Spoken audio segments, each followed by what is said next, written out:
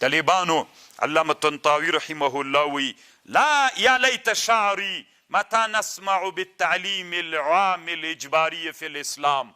څه وخت به واورم چې د اسلامي امت یو رهبر غږ راوکي چې ما د خپل سلطې په میدان کې په ټول ملت باندې علم اجباري که عام می که ټول انسانان د علم څوک کی زده کی ټول انسانان د علم زده کی او په ټولو د علم اجباري سي. طالبانو ورونو خوا به نه بدنوئ ځکه زه افغانستان باندې 2 ولایتونه مې نه دي لیدلي یو غور یو نورستان ولایت ټول افغانستان مې لیدلی ده. خوابدي کېږئ مه طالبانو دی موږ افغانستان ده. په افغانستان کې د انسانان چې په علم اخته دي 100 کې څو طالبانو 10% انسانان با ډېر ومنو او 80% انسانان دلته په علم په مطلق علم درته یادوم په علم نه دي اخته. سمه ده؟ او که علم باندې اخته انسانان هم ناقص دي. یعنی دا نن سبق کې راځي چې علم کوي پوره علم حاصل که. نیمایي علم طالبانو هم انسانانو ته ډېر تاوان کوي.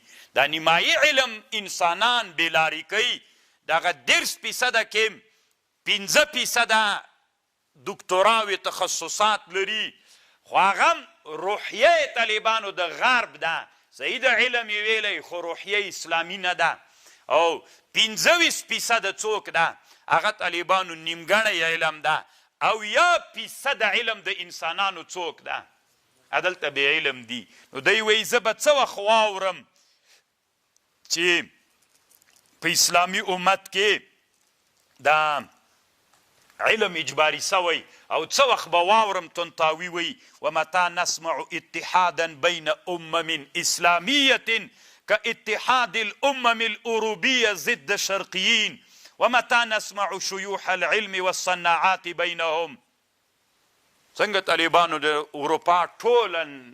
اروپا ټول سازمان د روس سره د هغه په جنګ کې یو د کنه یو اتحاد ده ورته که نه ده که نه د اوکراین په جنګ کې د موږ په جنګ کې 20 کاله چې د دوی سره ملګري ول او اسلامي امت یو د بل په مرګ څومره خوشحالیږي یو د بل مرګ ته څومره خوشحاله وي یو مملکت د بل مملکت سره څومره لکه د کفر د اسلام سرحد چې پروت وي داسې یو مرتبه باندې پراته دي.